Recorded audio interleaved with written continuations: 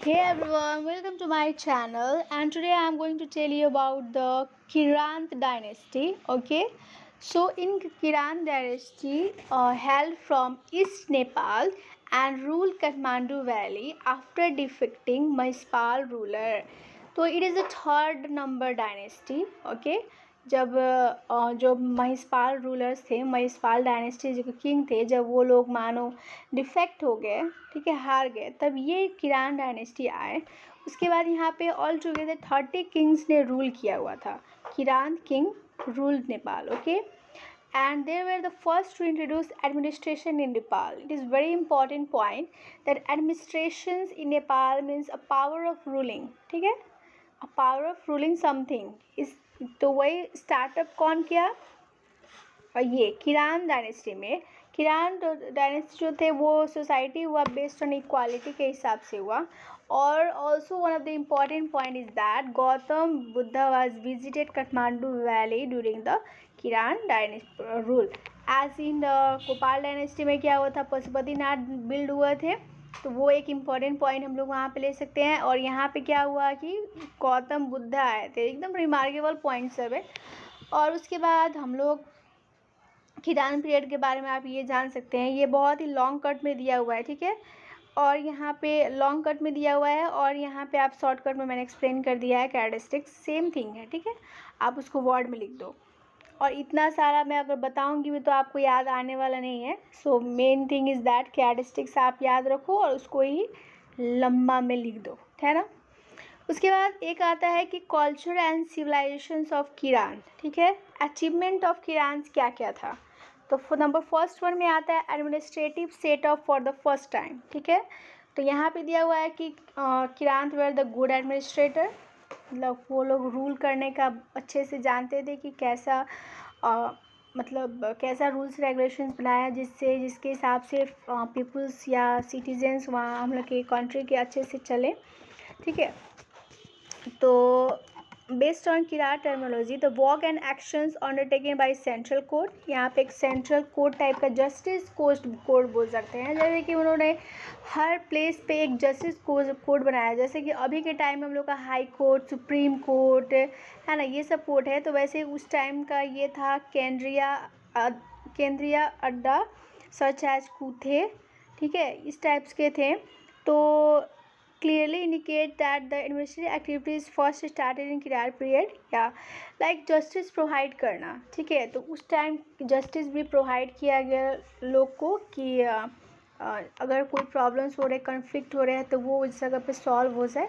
तो वही हुआ administrative setup for the first time there, and there were different administrative unit for daily administration and to collect tax and revenue, ठीक है। तो और Kirant were the epics of administrations and the decision were the final one, या जो भी वो लोग वहाँ पे आपको डिसीजन लेते हैं वो एकदम फाइनल वन डिसीजन होते थे। तो ये तो हो गया। उसके बाद हम लोग का उसके बाद आता है जुडिकल सिस्टम या the law court such as कूटे, मतलब जुडिकल सिस्टम्स उन्होंने डेवलप किया, कोर्ट सब डेवलप किया, so that in each and every place so that the people will get a justice, because इसमें मैंने बताया था कि सोसाइटी बेस्ड ऑन जस्टिस था, ठीक है। और उसके बाद ओपन सोसाइटी, मतलब किरान develop many permanent village in the valley, they had free and open society with no caste systems. Open society का मतलब यह है कोई भी कास्ट से रिलेटेड भेदभाव ना हो। It is believe that society was more matriarchals than a patriarchals, ठीक है। उसके बाद आता है कि जॉइंट फैमिली, या जॉइंट फैमिली अभी हम लोग का सेपरेट फैमिली या न्यूक्लियर फैमिली के बारे में हम लोग पढ़ते हैं, but at that times everything was joint, as there was a joint family and they had a joint meal, green leaves, vegetables, rice, everythings. अभी हम लोग के 5, 6, 7 या 10 साल से हम लोग का लाइक सेपरेट फैमिली हम लोग देख सकते हैं, but before that but in must but our generation में भी हम लोग देख सकते हैं कि बहुत ही लाइक 1-2% ही जॉइंट फैमिली है, but all the families are nuclears, is very sad. ठीक है। लाइक वन बाय वन आप देख सकते हो रिलीजन है, तो बहुत सारे रिलीजन हमारे नेपाल कंट्री में है, ठीक है। बुद्धिज़्म, क्रिश्चियनिटी, इस्लाम, हिंदूज़, ठीक है। तो यहाँ पे क्या होता है कि सिर्फ एक चीज़ को हम लोग यहाँ पे पॉपुलैरिटी नहीं देते हैं, सारे रिलीजन्स को हम लोग क्या करते हैं, रेस्पेक्ट करते हैं, उसके हिसाब से हॉलीडे देते हैं, so that the other the religion will not be get disrespected. तो यहाँ पे उसके बाद आता है progress in art and architectures. यहाँ पे बहुत सारे पहले आर्ट आर्किटेक्चर्स को बहुत ही ज़्यादा मान्यता देता था और प्रोग्रेस भी हुआ। There was a significant progress in the field of art and architecture. The image of, ये सब image of Mahadev, Pashupatinath area, ये सब लाइक इंस्क्रिप्शंस में बनाए, स्टोन्स इंस्क्रिप्शंस, ठीक है। मैन्युस्क्रिप्ट मतलब पेपर में बनाना, स्टोन्स पे बनाना, वो सब ज़्यादा उस टाइम डेवलपमेंट भी हुआ। उसके बाद development in the trade and commerce, मतलब ट्रेड कॉमर्स में भी ड्यूरिंग द किरांत रूलर, ठीक है। ट्रेड कॉमर्स में वो हुआ, जैसे कि नेपाल का गुड्स था वो सोल्ड होता था दूसरे कंट्री में और वहाँ से भी एक्सपोर्ट होता था, तो वो एक डेवलपमेंट हुआ था उस टाइम में। उसके बाद आता है डेवलपमेंट ऑफ सेटलमेंट, मतलब migration of peoples of different tips and racial origin then started to follow in the valley creating a national diversity. Many prospect towns such as Sakhampul this and were build during the Kirant rule. मतलब एक settlement हुआ, क्या development of settlement हुआ, इस migration start हो गया क्या, कि एक के प्लेस के पीपल है वो दूसरे प्लेस में जाके सेटल हो सकते हैं, और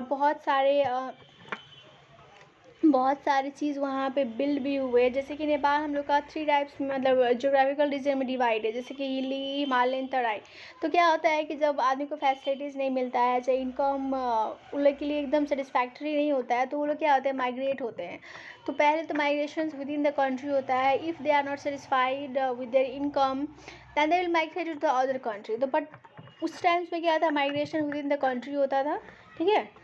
और उसके बाद रिलीजियस पीपल थे यहाँ, वहाँ उस टाइम जो किरान people way believe on religions, वो लोग रिलीजन को बहुत ही बिलीव करते थे और रेस्पेक्ट करते थे दूसरे रिलीजन को। Not like the today that you are Muslim, you are this, you are that, no. Nepal is always respecting each and every religions. उसके बाद रिलीजियस टॉलरेंस थे, या मीन्स रिलीजियस टॉलरेंस का मतलब ये हुआ कि that is why Buddhist flourish during the Kiran rule, manage to pass and temples way during the religious tolerance था उस टाइम। उसके बाद good relations with the neighbouring country था। वो नेपाल के पीपल ऑलवेज मतलब कोऑपरेटिव होते हैं, फ्रेंडली होते हैं, और वो हमेशा चाहते हैं कि हमारा रिलेशन जो का है वो अच्छा है, तो वो बिल्ड करना चाहते रहे relations with others countries for various reasons. And thank you, I hope you have understood, and if you haven't then please comment on it. और मेरा स्पीकिंग पावर आपको कैसा लगा था वो आप लोग भी कमेंट कर सकते हो। And thank you for your love and support.